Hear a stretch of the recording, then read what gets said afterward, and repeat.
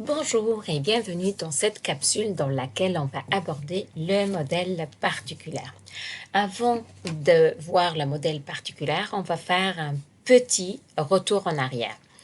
En fait, la matière est tout ce qui nous entoure.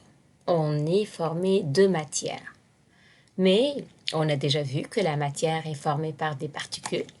Et ces particules peuvent être soit des atomes ou des molécules. C'est pourquoi tout objet matériel présente ou possède un volume ou une masse. Ici, on rappelle c'est quoi un volume. Un volume d'un objet, c'est la place qu'un objet va prendre dans l'espace. Ça veut dire quoi? Ça veut dire c'est son espace en 3 dimensions, c'est-à-dire c'est sa longueur, sa largeur fois sa hauteur. Le symbole du volume, c'est la lettre V majuscule. Alors, c'est quoi la masse? La masse, par définition, c'est la quantité de matière qui renferme un objet. Ce qui équivaut à quoi? C'est le nombre de particules qui se trouvent à l'intérieur. Mais comme c'est difficile de compter à chaque fois le nombre de particules parce que je n'arrive pas à les voir, donc les scientifiques vont utiliser une méthode indirecte, c'est-à-dire la méthode avec une balance. Et la balance va me permettre d'estimer, de déterminer la masse, ce qui équivaut à dire à déterminer la quantité de particules qui se trouvent à l'intérieur d'un objet. Le symbole de la masse, c'est M minuscule. Mais comment je représente ces particules de matière que je n'arrive pas à voir? C'est quelque chose d'abstrait.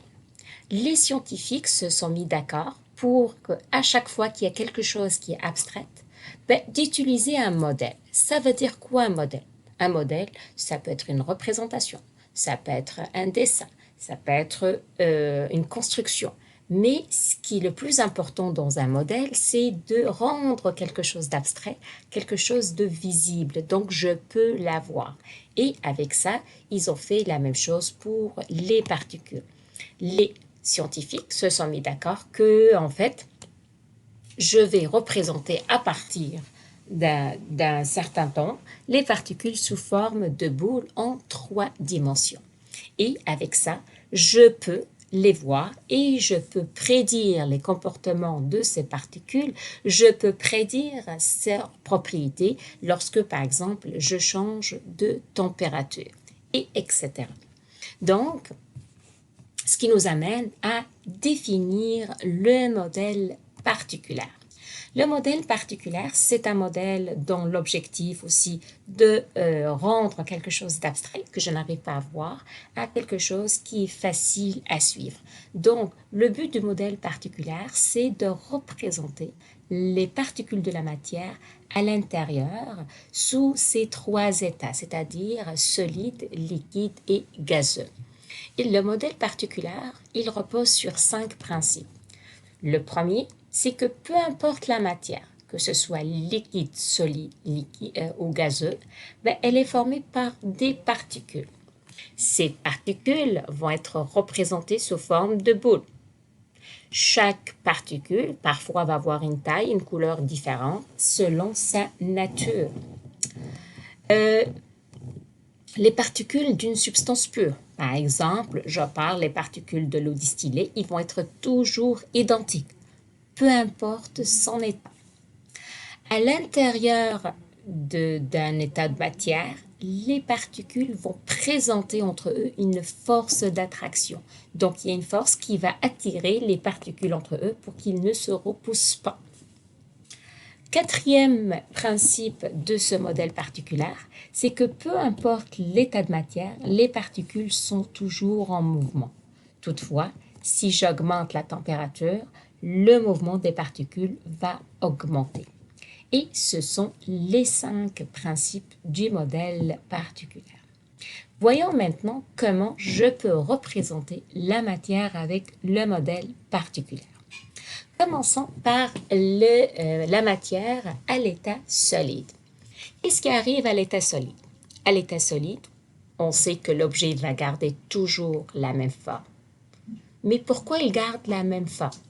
Tout simplement parce que comme c'est de la matière, elle est formée par des particules, ben, ces particules, ils vont avoir une forte force d'attraction entre eux. Et à certains moments, ces particules, ils vont être tellement attirées entre eux qu'ils ne peuvent plus bouger, ils vont rester immobiles et c'est pourquoi il va avoir toujours, il va garder toujours sa forme. Et pourquoi il ne bouge pas? Encore là, parce que ces particules n'ont pas assez d'énergie thermique pour entraîner leur mouvement. Alors que la matière à l'état liquide, qu'est-ce qui arrive? Ben, les particules de cette matière vont présenter une certaine énergie. Donc, ce qui arrive, c'est que des particules vont commencer à glisser les unes sur les autres parce que leur force d'attraction elle va être moyenne. Donc, ils vont être encore attirés entre eux, mais ils ont certaines, on va dire, liberté de mouvement. Et cela explique que les liquides n'ont pas de forme définie et qu'ils vont prendre la forme de leur contenant. Alors que la matière sous état gazeux, qu'est-ce qui arrive? Leurs particules présentent une énergie thermique très grande, ce qui arrive, ce qui explique, ce qui va entraîner un mouvement de particules très grand et les particules vont être très agitées. C'est pourquoi lorsque, par exemple, quelqu'un va faire un parfum juste dans sa chambre, ben, après quelques secondes, ben, les particules de gaz ils vont occuper toute la chambre et on va la sentir.